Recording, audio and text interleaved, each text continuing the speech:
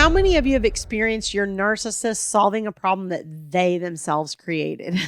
Okay.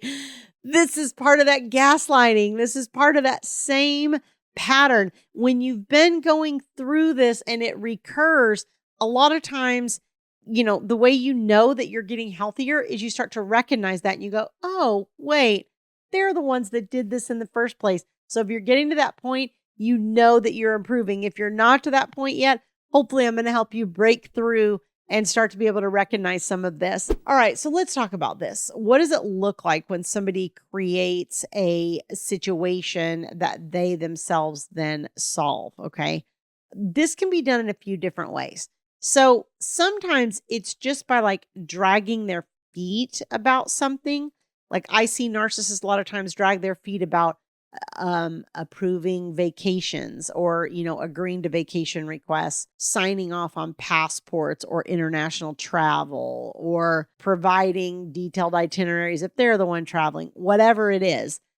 Travel seems to be one of the dynamics that really comes into play, but it can be around other things too. And they'll sometimes use the court system and they'll file multiple motions, and you'll have all this havoc going where they're filing, 4 or 5, 6 different motions all at once for all these different things. And it just becomes overwhelming and becomes crazy making. And then a lot of times what they'll do is at the very last minute, they will come in and they will either capitulate to what you were asking for, or they'll try to reach some agreement with you.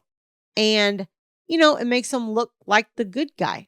Like, oh, hey, I'm here. I'm going to save the day. I'm going to agree. I'm going to settle this with you so I don't have to go to court, or I'm going to sign off on the travel or agree to your vacation dates or whatever at the very last minute. Now that I've made you sweat and worry and ask me 10 different times and all that kind of thing. Why do they do that?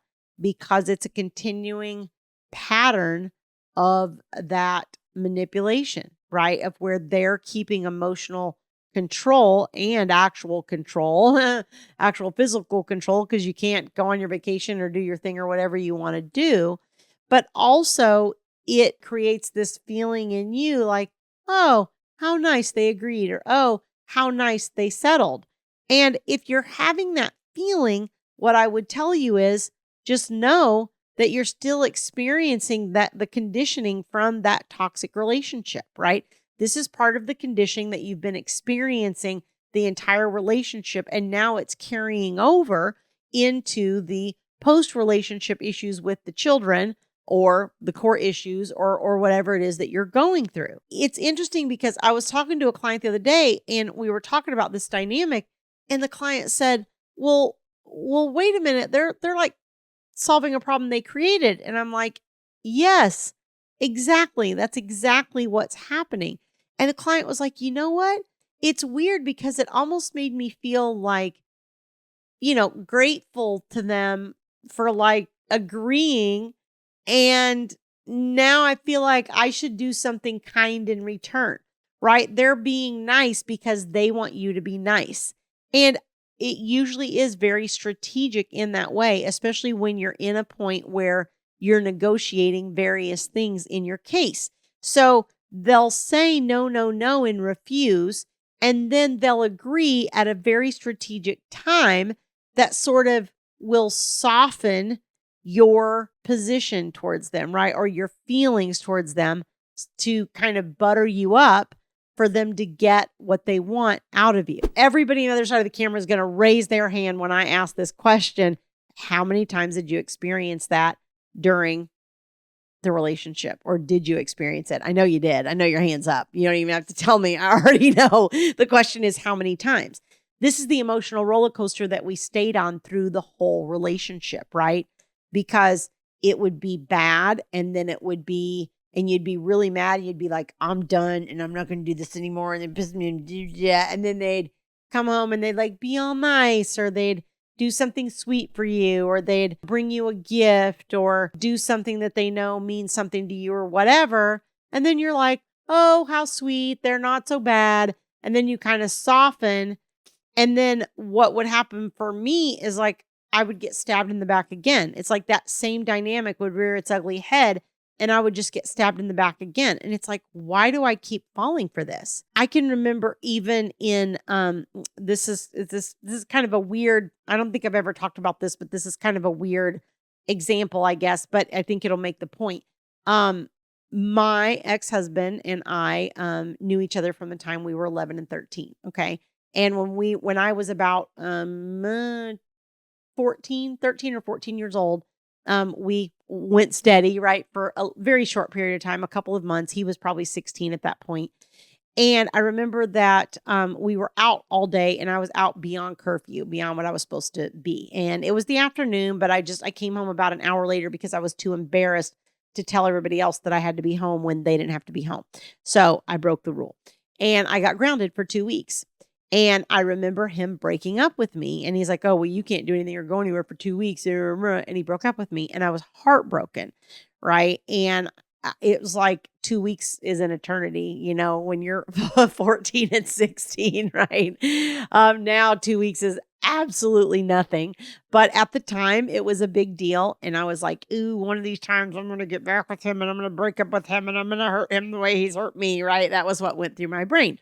Well, fast forward till I'm about 16 and he's 18, and we went out again for a little while. And I, in fact, did break up with him after that, not with that thought in my head, but just, something transpired to where I was like, okay, I'm not doing this. And I broke up.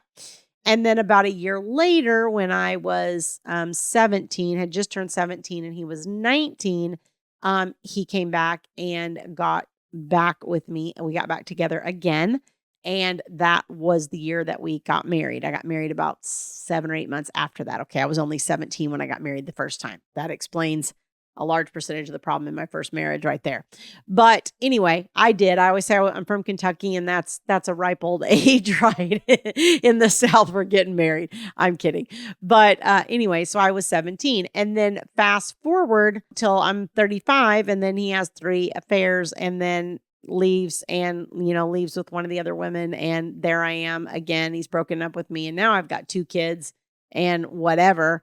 And it just felt like it brought back up all of that childhood stuff for me of like, I felt like I was stabbed in the back again. You know what I mean? And it's that conditioning that happens repeatedly, whatever the incident is. That happened to be the incident for me, but there were all other events, other things that were that way. And, there's a multitude of things that can happen that have that recurring sort of backstabbing feeling. I'm sure you know what I'm talking about. If you know what I'm talking about, put it down in the comments of how you've been backstabbed over and over by this person. And they'll go into that nice mode as soon as they get what they, as soon as they want something from you. And then as soon as they get it, they're back in that manipulative, all for me kind of dynamic. It can really, really be frustrating.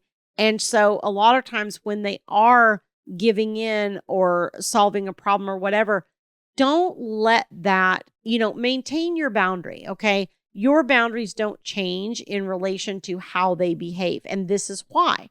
This is the exact dynamic that I'm talking about, because you need to have good, strong, healthy boundaries. Your boundaries shouldn't ebb and flow based on the behavior of the other person. That's not a healthy boundary.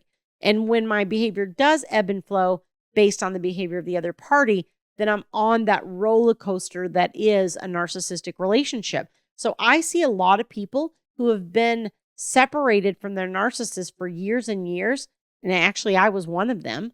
And I stayed on the emotional roller coaster of that relationship for several years after the split, even after I was remarried to Thomas, because I would fall into feeling sorry or having sympathy or whatever when he would be kind. And he would be kind because he needed something. And it took a lot for me to finally get to the point where I understood that dynamic, and I was able to break that pattern and actually see it for what it was. And in my mind, I saw it as me being a kind person. That's kind of the perspective I came at it with. But really what it was me sacrificing myself for somebody else that's willing to take as much as I'll give them, and they don't care about my well-being.